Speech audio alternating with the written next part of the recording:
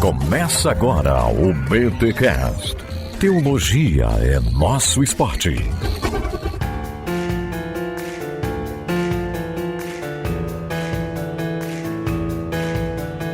Muito bem. Começa mais um BTcast de número 501. Eu sou Rodrigo Bibo e nunca entrei em transe. Mas já tive experiências estáticas. Boa! Eu sou Gutierrez Siqueira e deixa o menino rodar.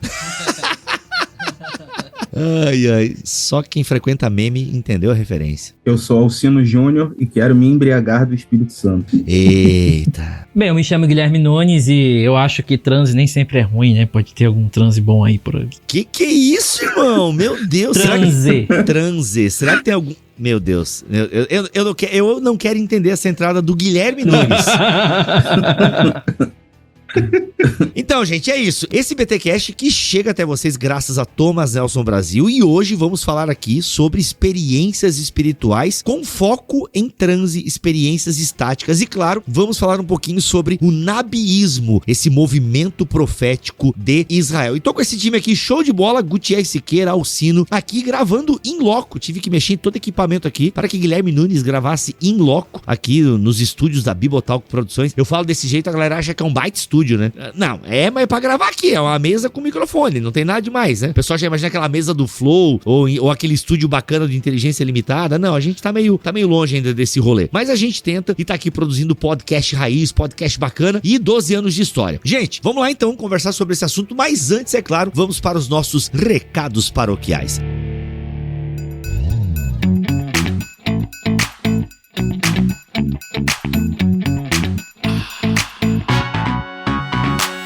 Nos recados paroquiais dessa semana, Gutierrez Siqueira, livro novo na praça, Pneumatologia, o subtítulo eu esqueci. Uma perspectiva pentecostal. Que livro que é esse, cara, que você tá lançando agora pela Thomas Nelson Brasil? O que ele fala? E vou fazer uma pergunta aqui bem ousada, hein, sem ter combinado nada, porque aqui a gente é assim, a gente põe os convidados na parede mesmo. Qual a diferença desse teu novo livro pro antigo que tu já lançou com uma temática que parece também falar sobre isso? Perfeito, Bibo. Esse livro não é uma reedição do Revestidos de Poder, como muita gente tá pensando. Olha aí, viu? A minha pergunta, ela é boa sem eu saber que ela é boa. Até porque se for uma reedição, tem que comprar, porque esse tá muito mais bonito, capa dura, enfim, tá? Se for, mas não é. Explica pra nós. Não é, tá lindo, capa dura, mas não é uma reedição, um livro completamente novo. Porém, eu acho que vai cumprir um papel parecido com Revestido de Poder. Em que sentido? De introduzir os principais assuntos da teologia pentecostal de maneira muito simples de ser entendida, tá? Embora, é claro, eu faço e trago ao leitor discussões que estão acontecendo na academia. A minha formação básica é jornalismo, né? Então, o papel do jornalista, muitas vezes, é fazer essa tradução do mundo acadêmico para o público leigo. É basicamente isso que eu faço no livro. Mas aqui tem assuntos que eu nunca tratei, como o assunto que a gente vai discutir hoje, nabiísmo, por exemplo. Legal. Totalmente novo. Eu discuto a relação do Espírito Santo e a criação e a ecologia. Também nunca tinha tratado a respeito disso. Inclusive, esse tema vai estar na aula da EBT, a Escola Bibotalk de Teologia. A gente chamou o Gutierrez exclusivamente para falar sobre esse tema. E também tem outro tema que eu julgo bem importante, que eu faço uma abordagem do batismo no Espírito Santo a partir do Antigo Testamento, que foi uma pregação que eu fiz lá em 2018 na Assembleia de Deus de Alagoas, que repercutiu bastante essa pregação. Olha aí. E eu transformei essa pregação em... Mas daí tu achou batismo no Espírito Santo lá no Antigo Testamento? Pai, que texto que tu forçou aí pra colocar lá? Não foi uma forçação, Tá parecendo aqueles calvinistas que querem encontrar tulipe até em Cantares? Não chega nesse nível. Peraí, só um pouquinho. Temos um calvinista aqui no meio, vamos respeitar. Olha! Mas, mano, tu é um calvinista biblista, tu não enxerga tulipe em Cantares, né? Tu não é desse... É que aquele livro do Steve Lawson não tem como levar a sério, gente. Isso Acidez. Não, com muito respeito aqui. Assim, eu já com respeito. A assinatura do respeito, assina tudo, né? Se tu falar assim, no bom sentido, não rola processo, como diz o Afonso Padilha. Não, é no sentido assim, é que eu já vi eu vou até citar nomes. Não, melhor não. Mas tem, por exemplo, calvinista famoso, e o cara mega respeitado no calvinismo brasileiro, tá? Mega, com teologia sistemática escrita pela Vida Nova e tudo. E ele falou, tá? Ele falou, olha, o que o Steve, acho que é Steve Lawson, né? Não, o que ele faz ali, ele realmente força a barra, querendo achar tulipe na história da igreja e na Bíblia Sagrada. Simplesmente não tem. Você não dá pra enxergar tulipe. E por isso que eu fiz a brincadeira aqui com o Gutierrez. Não, e é uma brincadeira muito, muito importante de ser feita mesmo. Claro. Pô, mano, tá achando o quê? Tu acha que eu fico ofendendo de graça? Tudo tem propósito. Até começando respondendo isso, o termo batismo no Espírito Santo é um termo teológico. Isso. Não é um termo derivado da teologia bíblica. Então é claro que quando eu falo em batismo no Espírito Santo a partir do Antigo Testamento, eu estou fazendo aqui um arranjo sistemático. Mas é claro, o que eu faço aí no livro é um trabalho de exegese de Números 11 como texto base da atividade profética na Bíblia. E essa atividade profética que vai desaguar lá em Atos 2. Então eu até brinco que o Números 11 é uma espécie de pré-Pentecostes, ou o primeiro Pentecostes da Bíblia. Então é nesse sentido que eu tô falando. Legal, bacana. E esse livro então, Gutierrez, ele é uma síntese praticamente de tudo que você tem estudado acerca da pessoa do Espírito Santo, a sua atuação na Bíblia e na história. Poderíamos definir dessa maneira? Isso. Eu tive uma preocupação, é um livro relativamente curto, mas eu tive uma preocupação de trazer elementos da teologia bíblica. É claro, é um livro de teologia sistemática, até pelo título, né? Exato. Mas você vai ver muita teologia bíblica aí inserida e um pouco de teologia histórica, porque não tem como discutir um assunto como esse sem também passar pela história da igreja. Sensacional. Gente, o novo livro do Gutierrez, Pneumatologia, lançado pela Thomas Nelson Brasil, está disponível já e o link para você adquirir essa obra está aqui na descrição deste BTcast. E se você quer ter um gostinho do que tem no livro, bem, fica nesse episódio, porque a gente vai tratar de um dos capítulos do livro agora aqui no BTcast.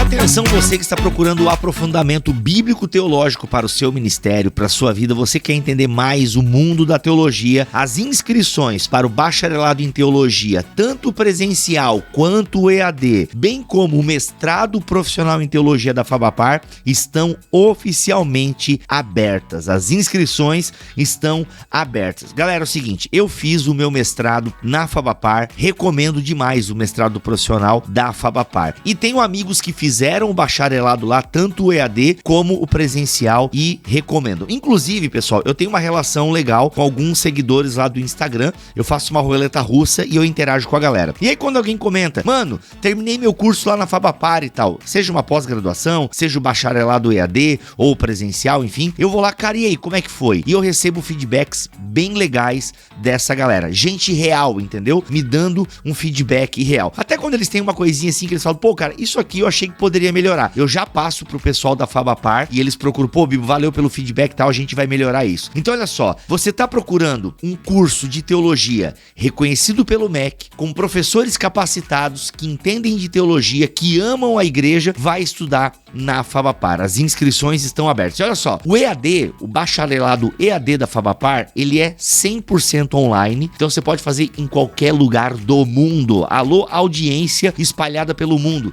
Você pode fazer o seu bacharelado em teologia pela Fabapar de qualquer lugar. Onde tiver internet, você pode fazer o bacharelado. Tem o bacharelado presencial, você vai vir aqui para Curitiba, vai morar aqui, vai estudar com a galera in loco. E tem o mestrado profissional, tá bom? Um dos poucos mestrados em teologia reconhecidos pelo MEC aqui do Brasil, com uma galera fera. Então, se você busca crescer em conhecimento, fé e prática, ó, vai para a Fabapar, porque você vai se deparar com uma instituição comprometida com a palavra de Deus e com a igreja. Fora que tem muito essa ideia de formar líderes com ensinamentos orientados para a prática e a aplicação do conhecimento em seu ministério. Aliás, eu tenho um amigo meu que tá fazendo mestrado agora da Fabapar e ele tá impressionado com... Ele é até famosinho, o cara tem canal no YouTube aí, eu não vou falar porque eu não conversei com ele antes, mas ele tá bem feliz porque, mano, a parte prática é incrível como aquilo que a gente aprende na teoria tem que desembocar na parte prática. Então olha só, as inscrições estão abertas agora mesmo, bacharelado em teologia EAD, presencial e também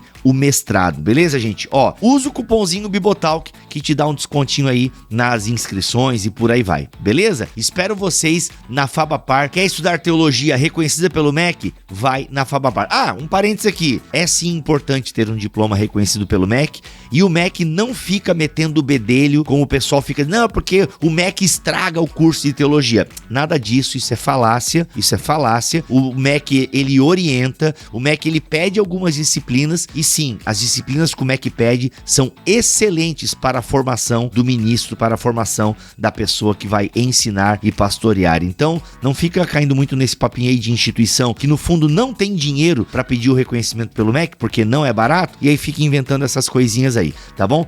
É bom, o MEC é bom sim para a instituição. E outra, não mexe na confessionalidade, tá? Não mexe na confessionalidade, não pede para alterar a confessionalidade. Então assim, isso é uma das coisas que o pessoal fala aí e é mentira. O MEC não pede para alterar a confessionalidade. Beleza? É isso. Espero vocês da Fabapar então. O link para você entrar no site da Fabapar e ver ali o mestrado, os bacharéis, estão aqui na descrição deste BTcast em bibotalk.com.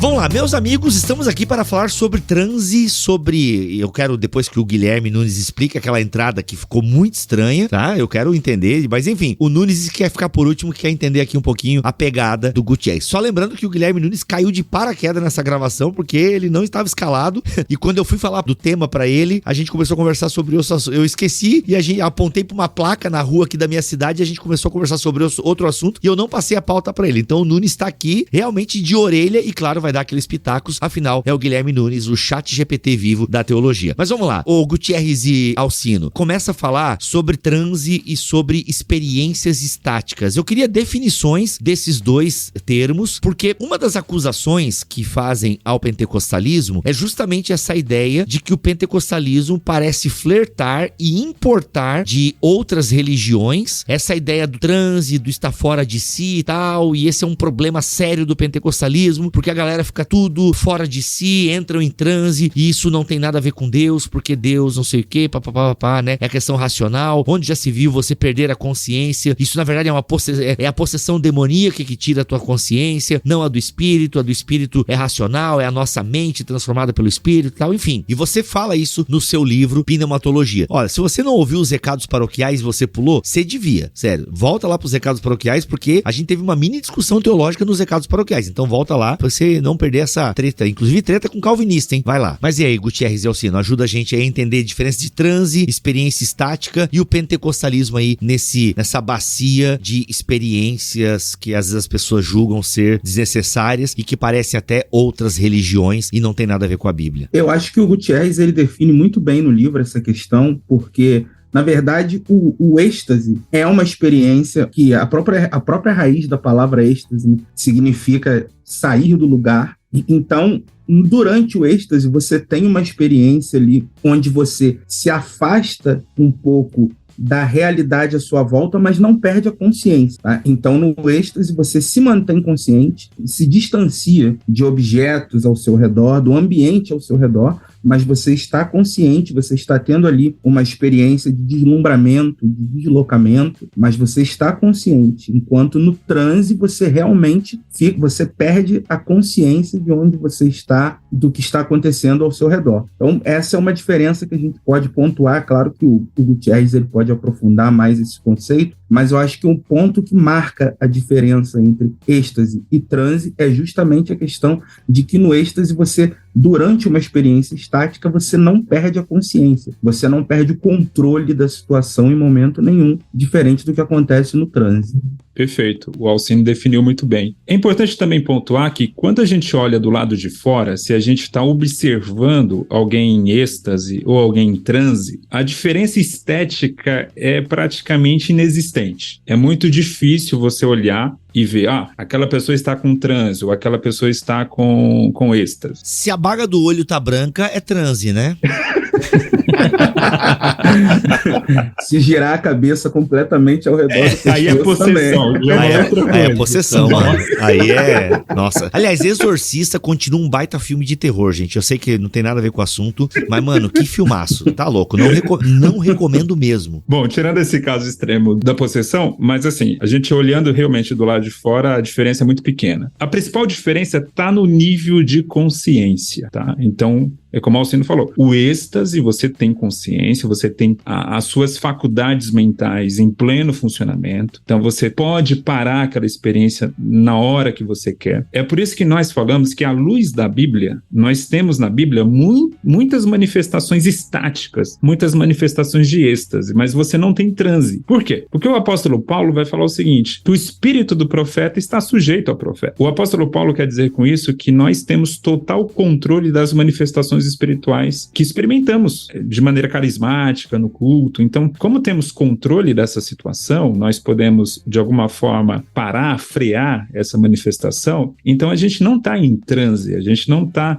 num estado alterado de consciência de um nível tão alto, tão absurdo, que a gente simplesmente nem lembra o que aconteceu. Porque tem casos de transe que a pessoa passa por uma experiência tão intensa que ela até esquece o que ela passou, né? Não é o caso do êxtase. E aí você provocou lá no início da fala, mas isso não é muito parecido com outras religiões e outras manifestações de fé? É parecido mesmo. Por quê? Porque a raiz disso tudo é um estado emocional. Então, como estado emocional, não é algo exclusivo do cristianismo, do judaísmo, isso pode estar presente. Inclusive, não é nem exclusivo da religião. Porque a gente pode entrar em estados de transe ou de êxtase, ou seja, só recapitulando a diferença da consciência, a gente pode entrar num estado assim, inclusive em manifestações do esporte ou de uma paixão muito intensa, né? Pessoas podem entrar nesse estado alterado de consciência dessa forma. Então, o que eu quero pontuar, Bibo, que de fato há semelhanças nas religiões em relação a isso. A questão é, qual é a motivação que está me levando até essa manifestação? Quem é que está me levando até essa manifestação? Se é uma operação do Espírito Santo, se é uma obra do Espírito Santo, se é algo da minha própria carne, da minha própria vontade, ou se até, em alguns casos bem extremos, até mesmo uma atividade demoníaca, né? Mas basicamente a diferença é a consciência. Eu acho muito importante a gente pontuar mais uma vez essa questão de que o êxtase não está ligado a uma perda de consciência, porque é importante que os ouvintes entendam que quando os pentecostais, quando teólogos pentecostais falam de experiências estáticas, eles não estão falando de uma experiência que nos leva a uma inconsciência, a uma perda de consciência ou até mesmo a um delírio. O delírio ele já está no campo do transe. E isso precisa ficar muito claro. Quando nós falamos de experiência estática, de êxtase, nós estamos falando de uma experiência em que a consciência do sujeito que está passando pela experiência, ela permanece inalterada. E outra diferença importante é a questão da memória, porque o êxtase produz memória. Você vê, o apóstolo Paulo, ele passa por uma experiência de êxtase bem intensa, e ele fala que ele tem ali o arrebatamento de espírito, ele vai até o terceiro céu, ele diz até, né, se no corpo ou fora do corpo eu não sei. Então ali ele tem uma dificuldade de saber a questão espacial, que é típico do êxtase e também do transe. Só que Paulo tem plena consciência daquilo que ele passou e daquilo que ele ouviu, das revelações que ele ouviu. Então o êxtase tem isso. E a característica principal do transe é o esquecimento. O transe está mais na categoria da experiência pela experiência, não na mensagem, não na revelação a ser passada, por exemplo. Ô Gutierrez, o teu livro, se não me falha a memória, tu até explica também o agente do transe e do êxtase, não tem uma diferença aí também? Porque, por exemplo, na Bíblia Sagrada, o êxtase, ele tá ligado a uma ação do espírito no indivíduo, e em muitas outras religiões e tal, enfim, você tem um elemento, às vezes, externo, mas não espiritual, mas o uso de algum alucinógeno, alguma planta, enfim, alguma bebida, tem também esse elemento aí? Tem esse elemento, sim. O êxtase, ele não precisa de um estímulo externo para acontecer, embora ele também possa acontecer em ambientes com algum estímulo, mas não é a característica principal. Se você pega em casos até da Bíblia, um exemplo típico é Atos 2, aquele movimento, ele acontece no momento que eles estavam assentados. O texto, inclusive, destaca isso. Então, eles não estavam no momento de movimentação corporal, eles não estavam estavam orando em posição, vai lá, com a cabeça para o chão. Não, eles estavam assentados, estavam numa posição muito convencional. E ainda assim eles recebem uma atividade do Espírito Santo. O transe, na maioria das religiões, ele acontece com algum tipo de estímulo. Ou é a música, ou é a dança, ou é algum tipo de bebida, algum tipo de droga, né? Inclusive as drogas, elas nasceram em contextos religiosos, justamente para produzir esse tipo de efeito, né? Oi, tá mó na moda agora um rolê aí, eu não sei falar o nome, vocês que usam aí, como é que é? Ayahuasca, como é que é? É alguma coisa assim, não estão sabendo? É a ayahuasca. Cara, tá muito forte esse movimento aí, da galera. Sim, aí, e parece que ele tem, né, um negócio que você toma, um chá, alguma coisa assim, enfim, galera, eu só ouvi falar por cima e tal, mas é louco, tá muito forte isso aí, cara, muito forte mesmo. E você vê o famoso LSD, né? As pessoas tomam para ter esse tipo de experiência. Tem gente que vê duende, tem gente que vê unicórnio. Pô, um amigo meu viu predador na floresta. Esse aí eu fiquei com inveja um pouquinho, velho. Quando ele teve enfim, continua, vai. Aproveitar o gancho para diferenciar êxtase de êxtase, né? Já que essa é a pauta. Não, o êxtase vai te levar pro hospital ou pro caixão que você fica misturando com um monte de coisa que não deve aí. Para com isso, jovem. Mas então tá, deu pra entender então a diferença de êxtase, transe e também as fontes, né, disso. E eu acho que o mais legal foi a questão da consciência e da memória. Então que fique bem claro isso. O movimento pentecostal genuíno, bíblico, bem fundamentado, ele vai dizer isso. E olha, ele diz isso há muito tempo, né, Gutierrez? Há muito tempo a teologia bíblica pentecostal, isso é bom, né? Teologia bíblica pentecostal. Porque não existe teologia bíblica, é tudo uma sistematização do meu ponto de vista daquilo que eu entendo da Bíblia. Então, assim, a teologia pentecostal, ela há tempos já fala sobre isso, né? De ter uma consciência, de ter memória. Cara, isso pra mim é bem fundamental pra gente colocar, assim, realmente estacas e pavimentar esse assunto. Nunes, quer dar algum pitaco? Eu sei que você caiu de paraquedas aqui, mas você é um cara que, né, entende aí, enfim, né? Já teve experiências estáticas? Já. Olha aí sim, hein? Que é isso? Eu acho que todas as vezes que a gente tem uma antropologia muito reduzida, uma forma de entender o homem reduzida, a nossa forma de entender a nossa relação com o espírito também vai ser reduzida. Então, o que eu quero dizer com isso? Acho que o Gutierrez tocou num ponto importantíssimo. Muitas vezes, dentro de uma experiência, as reações emocionais da pessoa pode levar ela a sair de si, mas não por conta da experiência em si, mas por conta da relação dele como humano com aquela experiência que muitas vezes ele não vai saber lidar direito com aquilo. E aí pode entrar num estágio de descontrole, vamos dizer assim. Mas não tanto pela experiência que levaria a um êxtase, né? Uma ideia de você ter uma experiência sobrenatural com Deus acima do nível normal do humano e tal. Mas pode levar ao que eu diria um transe, entre aspas. Foi uma reação errada da pessoa. Foi uma reação de que de repente a pessoa caiu, mas não caiu inconsciente, vamos dizer assim, por conta da experiência em si, mas por conta da reação emocional da pessoa àquela experiência. E de repente, a gente tem mania de negar a experiência espiritual de uma pessoa porque ela reagiu mal àquilo. Toda vez que uma pessoa tem algum tipo de experiência que a gente diz, olha, isso não pode ser de Deus. Por quê? Porque a pessoa reagiu mal a determinada experiência com Deus? Não necessariamente. Então, assim,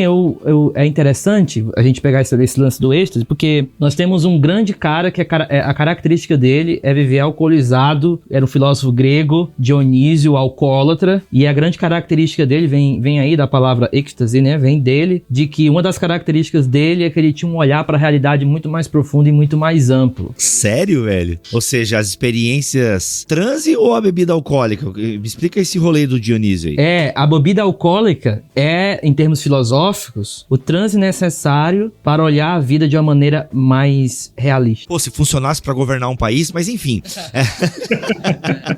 Aí você vai ver o Dionísio, um cara extremamente irônico, ele é extremamente nonsense, ele gosta de fazer piadinha com a realidade, mas ele é o que mais percebe na Grécia os podres, as realidades erradas que estavam ali. A ideia por trás disso é de que no nível humano, nem sempre a pessoa vai conseguir perceber certas realidades do seu próprio nível. E aí é necessário livrar-se desse nível para poder em outro nível olhar para baixo e perceber, agora eu posso fazer essa avaliação da minha realidade. Então tem certas experiências espirituais que são necessárias, um certo êxtase, para nos levar até uma nova realidade de nós mesmos, da nossa igreja, da nossa missão ao redor, e não necessariamente algo negativo. Cito o exemplo de Paulo em 2 Coríntios capítulo 12, a sua experiência ao terceiro céu e a sua volta do terceiro céu é um entendimento renovado da sua fraqueza. Isso dá a ele uma amplitude. Caraca, muito bom. Ele não desce só com a experiência em si, ele desce com um olhar diferente para a experiência humana dele. Ele não fica lá. A experiência humana de fraqueza ganha um novo significado para ele por conta de tudo.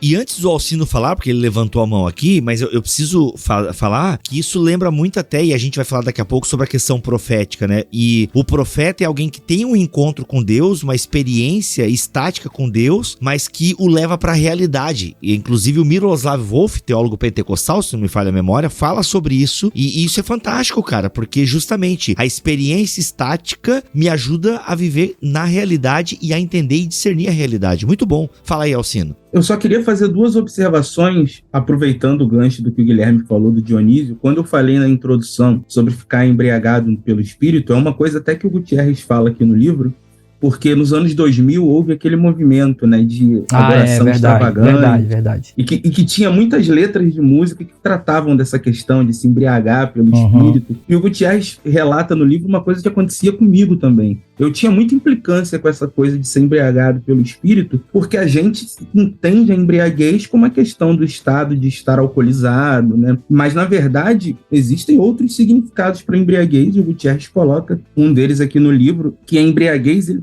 também significa uma exaltação causada por grande alegria ou admiração. Então, nesse sentido, ser embriagado pelo Espírito não tem problema nenhum.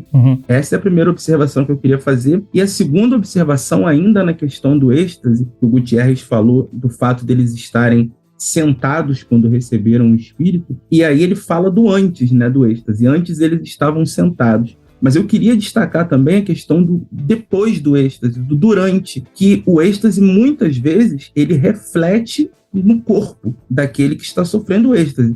E isso é importante porque, às vezes, as pessoas olham para um culto pentecostal e elas, muitas vezes, principalmente os mais tradicionais, né, eles têm muito estranhamento com o fato das pessoas terem expressões corporais. Então, levanta a mão, bate palma, tem gente que roda, enfim. Mas o êxtase, ele traz a dimensão corporal da espiritualidade. E não há problema nenhum em você cultuar com o seu corpo. Sempre deixando claro que essas pessoas estão fazendo isso consciente do que elas estão fazendo. Eles estão fazendo de forma consciente. Mas é importante a gente pontuar que não tem problema nenhum a pessoa cultuar com o corpo dela também. Exteriorizar a espiritualidade dela de maneira corporal. Esse livro, quem escreve o prefácio é um amigo meu chamado André Quirino. Ele até usa uma expressão, esse livro é um amadurecimento do Gutierrez. E eu concordo com a provocação dele, porque eu não escreveria o que eu escrevi há 10 anos atrás. Eu tinha uma visão muito mais crítica da experiência, tá? Nesse sentido. Com o passar do tempo, a gente vai amadurecendo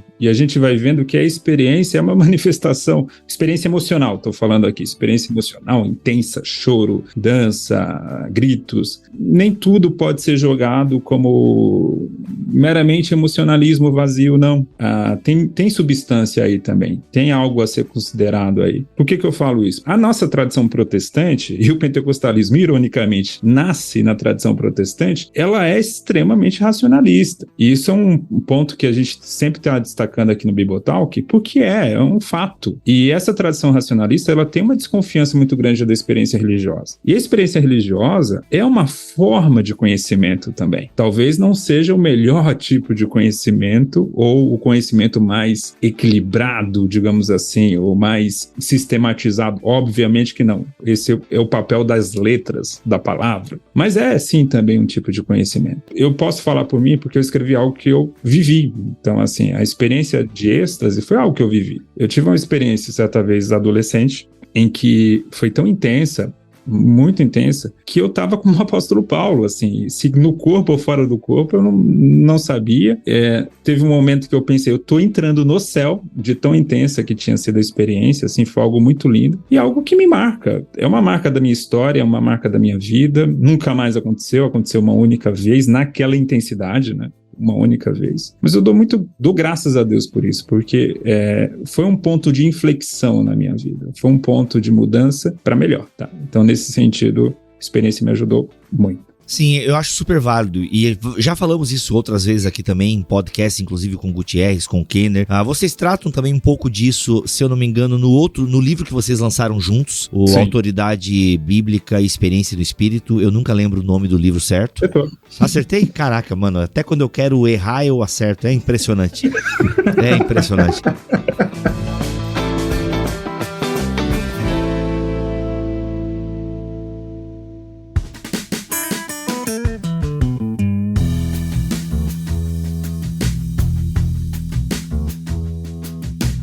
Mas a experiência é algo muito importante, porque esse negócio assim, isso é puro emocionalismo. Cara, o que seria puro emocionalismo? E se for, eu não vejo problema. Claro que existe o emocionalismo infantil, bobo, infundado, mas, cara, as emoções fazem parte, imaturo, as emoções fazem parte de quem nós somos como seres humanos, entende? E sim, de fato, o ser humano experimenta coisas emocionais. Se você, pra quem gosta de futebol, cara, se você tá numa mega partida, numa final de campeonato, o seu time, aquela disputa por pênalti, mano, o seu corpo reage aquilo, o seu estômago, as suas entranhas, sabe? Eu lembro uma vez, eu tive muitas experiências assim, de níveis pequenos, mas muito constantes no meu tempo de juventude pentecostal. Muitas vigílias e tal, então de fato, assim, muita presença de Deus, choro, línguas, era muito comum, assim, e acontecia com uma certa frequência, assim, pelo menos uma vez por mês, enfim, 2, dependendo da vigília que a gente ia, acontecia, era muito legal e isso me fortaleceu bastante na fé. E eu lembro que uma vez, vendo o filme do Gladiador, eu tive uma experiência parecida.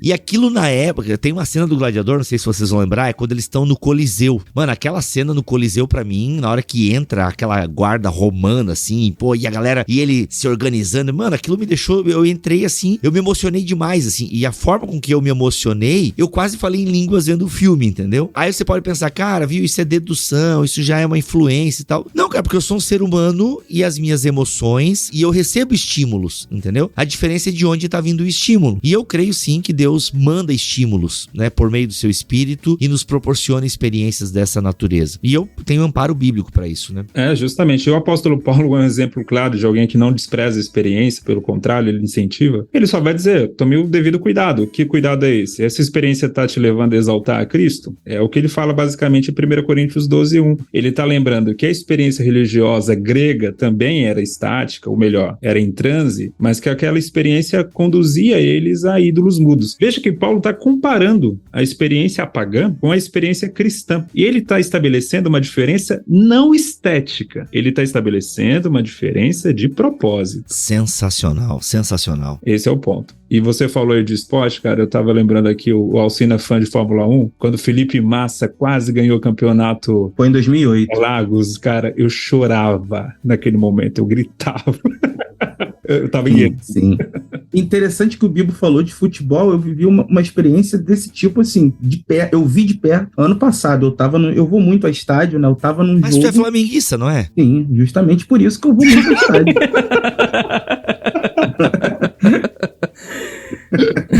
E aí eu tava num jogo decisivo ano passado, uma final entre Flamengo e Corinthians, o jogo foi pros pênaltis e um cara do meu lado na arquibancada infartou na hora da decisão. Caraca, maluco, sério? E quem ganhou esse jogo? Flamengo, claro. Sério? Olha aí, ó, corintianos, peguem essa. E aí o que eu queria falar também, a questão da emoção, né, que o Gutierrez falou, de trazer a emoção, uma coisa também que é muito importante no pentecostalismo, e que ele fala no livro de maneira mais indireta, mas ele fala também, é o seguinte, além de dar a importância para a emoção, que ela tem o seu lugar na nossa experiência espiritual, a emoção também, no contexto pentecostal, possui uma importância litúrgica muito grande, porque no movimento pentecostal você vê as emoções sendo trazidas para a liturgia do culto, e isso enriquece muito a experiência espiritual daqueles que estão vivenciando aquele momento. Perfeito. E tem outro elemento que eu discuto também, que a experiência do êxtase, ele também tem uma ligação antropológica, sociológica. Em que sentido? Eu gosto de comparar a experiência pentecostal com a experiência carismática. Por que a experiência pentecostal ela parece um tanto mais exagerada, mais, digamos assim, extravagante do que os carismáticos. Porque o movimento carismático basicamente nasceu na classe média. A classe média, ela tem manifestações por uma educação burguesa, digamos assim, mais comedida. E até a sua manifestação espiritual é mais comedida. Pode comparar um culto carismático com um culto pentecostal, o público é totalmente diferente. Até mesmo no contexto pentecostal, se você pegar a igreja em localidades diferentes, muda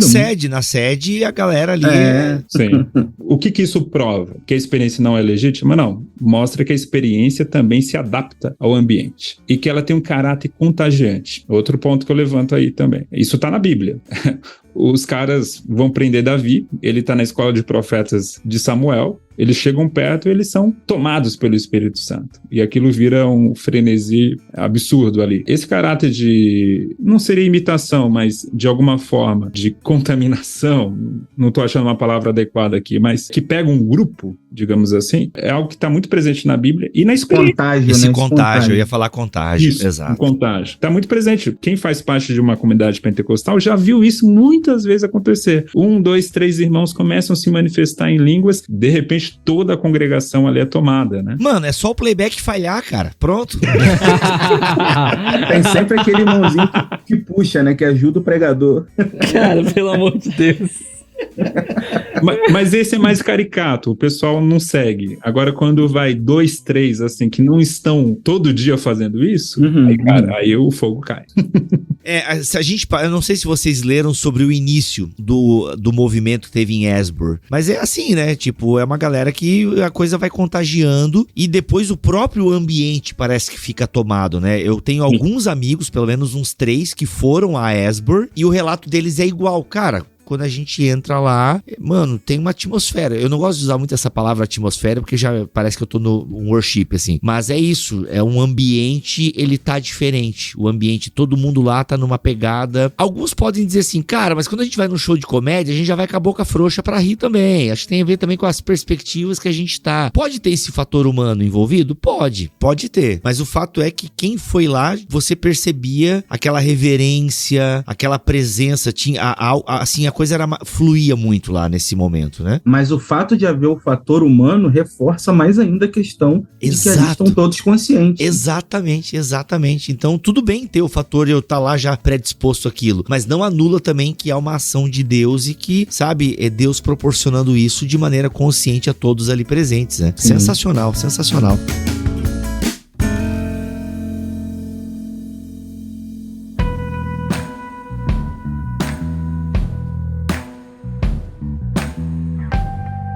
Gente, eu tô sentindo o seguinte, vamos falar sobre nabiísmo? Acho que nem cabe, hein? Acho que vamos encerrar por aqui, ou vamos ficar nas experiências. Conta pra gente aí, Guilherme, a sua experiência. Ou não pode? Ah, foi no terceiro céu, certo? Não, vocês falando essas coisas, eu lembrei de uma estátua de Bernini, onde ele esculta a Santa Teresa, assim, eu acho que é ela. E aí o nome daquela estátua, daquela pintura é êxtase. E a ideia é de que existe um anjo, assim, quase que tocando ela, né? E a ideia de sair de si não é simplesmente ter um lance da consciência, mas é o lance de que o meu corpo adquire uma nova função. Então a ideia do sair de si é que meu corpo agora tem uma nova função de não mais se comunicar com o material, mas se comunicar com o sagrado, com o não tocável. E aí é natural que toda experiência com Deus envolva o homem por completo. E aí envolve a experiência corporal. Por quê? Porque eu tô fora de si? Não, porque o meu corpo está agora num novo ambiente, num ambiente espiritual, e para ele é um ambiente estranho, é um ambiente de êxtase, fora de si, fora do lugar apropriado dele. E aí é natural que certas coisas aconteçam e a gente não entenda, né? Eu lembro que na minha conversão foi algo assim muito forte, porque na minha casa meus pais não me consideravam cristão. Então eu nasci numa casa que era de cristão, mas eles entendiam que eu tinha que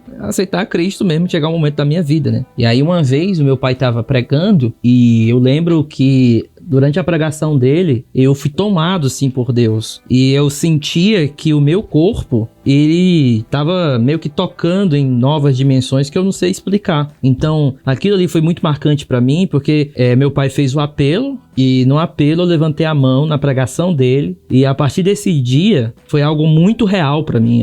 Foi um dia onde eu tenho certeza que Deus mudou o meu coração. E nem todo mundo tem uma experiência de êxtase junto com a conversão, mas a grande questão é a gente não ter medo de que Deus nos tocar pode ir além do que nós já temos experimentado todo o tempo, né? Quando eu vou falar na internet sobre o dom de línguas, as pessoas dizem, mas como é que pode o dom de línguas como vocês entendem, que a pessoa não entende nada? Então isso revela muito de que essa pessoa acha que experiência espiritual é sempre no limite da mente. E aí tem coisas na Bíblia que vão além, o amor que excede todo o entendimento. Então assim, só porque eu não entendo significa que eu não experimento o amor que excede todo entendimento? E a paz que excede todo entendimento? Ah, não entendo, portanto eu não vou conseguir sentir a paz. A Bíblia vai dizer, olha, você sente, você é disponível essa paz pra você, e você não é obrigado a entender. Então pra mim isso é como vocês falaram, né? Eu acho que sim, Deus sempre vai querer o homem como um todo. E se eu chorar, que eu chore aos pés dele, que se eu alegrar, me alegra aos pés dele. Se eu me arrepiar, eu me arrepio porque alguém disse que ele é o Senhor. E se eu cair, que eu caia porque havia um ambiente ali onde ele estava sendo louvado. Então que as minhas emoções e tudo fique dele, somente dele. Cara, e a música, né, ocupa um papel muito legal nesse rolê aí todo, porque, de fato, a música leva as palavras onde sozinha elas não conseguem ir, né? Tem essa frase do Toby Mac no documentário DC Talk, aquele que eles fazem uma turnê pela Europa e tal. É muito bom esse CD do DC Talk. E a diferença pro Tabernáculo de Davi é a música, né? Exato. Olha aí, cara. E a música, então tudo bem você se emocionar. Ah, mas isso é manipular as emoções. Para com isso. Para de ficar querendo racionalizar esse momento. Ah, mas é manipulação. Cara, e tudo bem então? Se tu quer encarar como uma manipulação, ela é a manipulação do bem. Eu não acho que a palavra manipulação seja adequada, não concordo com a aplicação dela, mas é muito importante isso. As músicas têm, e existem boas músicas.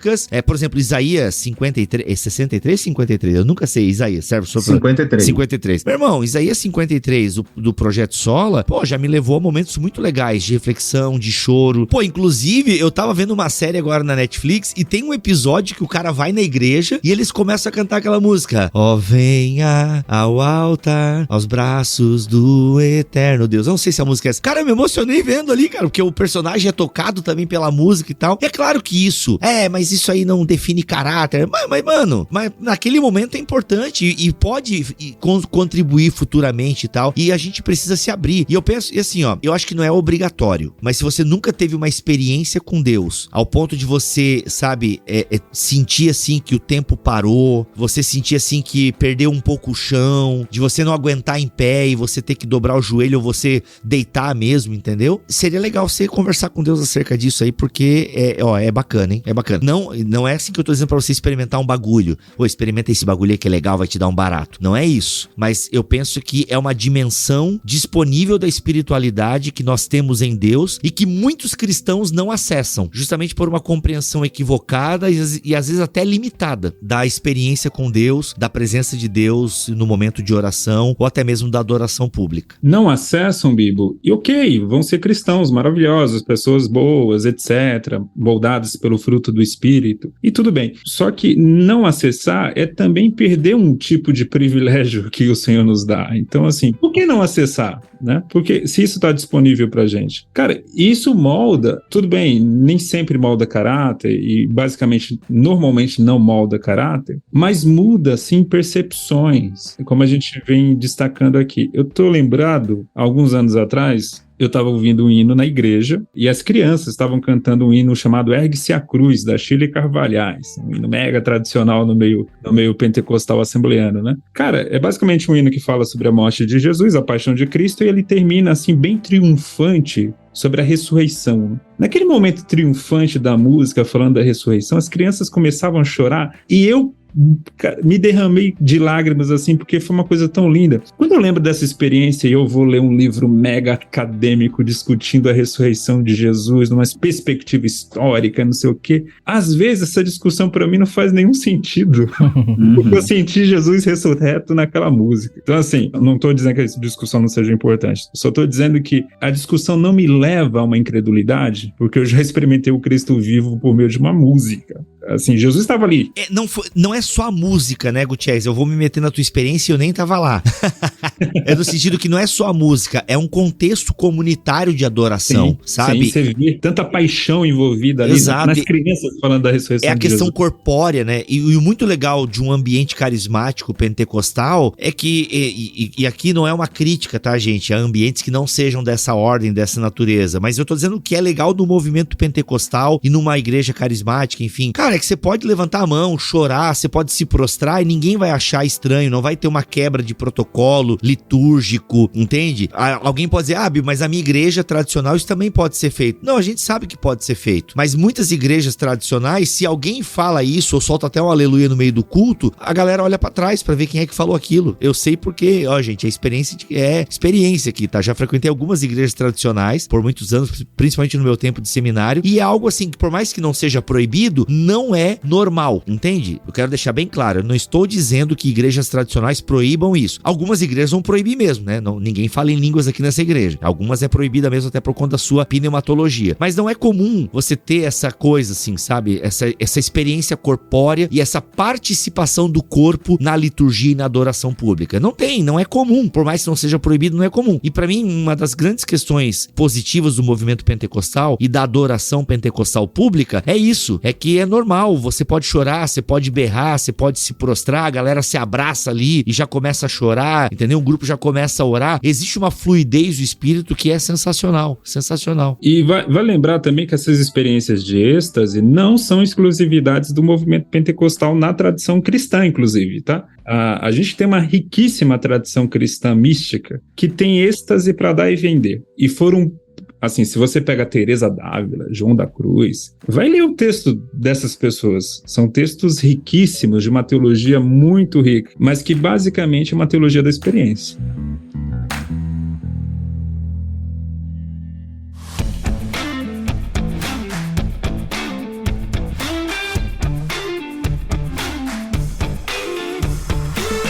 Gente, é isso então, né? A gente ia falar sobre nabiísmo, não vamos. Então a gente vai deixar o nabiísmo para o livro do Gutierrez, o Pneumatologia, o subtítulo eu esqueci de novo. Uma perspectiva pentecostal. Rapaz, esse tão subtítulo... simples. É tão É um simples. tema tão óbvio, né? Um subtítulo tão Exato, óbvio. pneumatologia, uma perspectiva pentecostal. Pronto, agora não esqueço nunca mais. Capinha maravilhosa, preta, capa dura. Gente, tem lá na Amazon pelo link do Bibotalk, o link tá aqui na descrição deste BTcast, ou você encontra também em outros lugares. O importante vai lá, adquira esse novo livro do Gutierrez, que é uma síntese do que ele tem estudado sobre o Espírito Santo ao longo aí da sua vida ministerial, a sua vida de pesquisa. Lembrando que é um livro que olha para o mundo acadêmico, mas traduz numa linguagem simples para você poder entender aí a pessoa do Espírito Santo na Bíblia, na história. Recomendo demais, tá bom? Recomendo demais. Muito obrigado, Alcino, pela tua presença aqui nesse podcast. Valeu, Bibo. Um prazer estar com essa galera boa aí. É nóis. Nunes, obrigado, meu irmão, por aceitar ou ser obrigado a participar dessa gravação. A honra foi minha, com certeza. Sensacional. E Gutierrez, uma palavra final sobre o seu livro aí, o seu novo filho, recém-lançado pela Thomas Nelson Brasil. Mesmo que você não seja pentecostal, carismático, é um livro sobre a pessoa do Espírito Santo, então vai ser útil para estudantes, professores de escola dominical, ou um mero crente curioso sobre o assunto. A minha oração foi a oração que eu fiz quando eu terminei o livro, que Deus toque com seu espírito em quem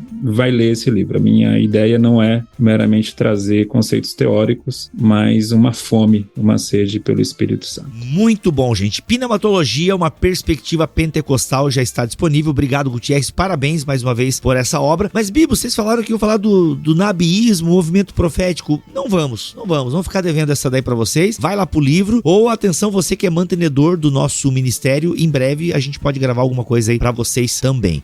Mas olha só, pra dizer que a gente não entrega também conteúdo, a gente entrega muito conteúdo de graça, né? Para de reclamar que a gente entrega muito conteúdo. São 501 episódios gratuitos pra vocês, ô reclamadores. Mas a gente tem uma confraria, tá? A gente tem uma confraria disponível no YouTube. São 2 dias. Tu tá nessa confraria, Gutierrez? Sobre profetas? Não. Quem que eu chamei então, se tu não tá? Não, você Eu sei me que o chama... Baso tá, o Ângelo Baso tá. Mano, que loucura não ter te chamado. Enfim, a gente tava brigado? Não, sacanagem. Não. Mas enfim, tem lá, gente, tem 2 dias discutindo sobre o movimento profético na Bíblia, tá bom? Ângelo Baso, Vitor Fontana, não lembro mais quem tá, Kenner Terra, enfim, tá bom? Tá muito legal essa confraria. O link vai estar aqui na descrição deste BTcast, beleza? Uma confraria, ou seja, vídeos lá no YouTube que você pode conferir a gente discutindo o movimento profético. Pra dizer que a gente não falou sobre esse assunto, tem lá no YouTube, no canal do Bibotalk, gratuito pra você assistir. Tá bem legal, tá bom? Voltamos na semana que vem, se ele quiser e assim permitir. Fiquem todos na paz do Senhor Jesus. Este podcast foi editado por Bibotalk Produções.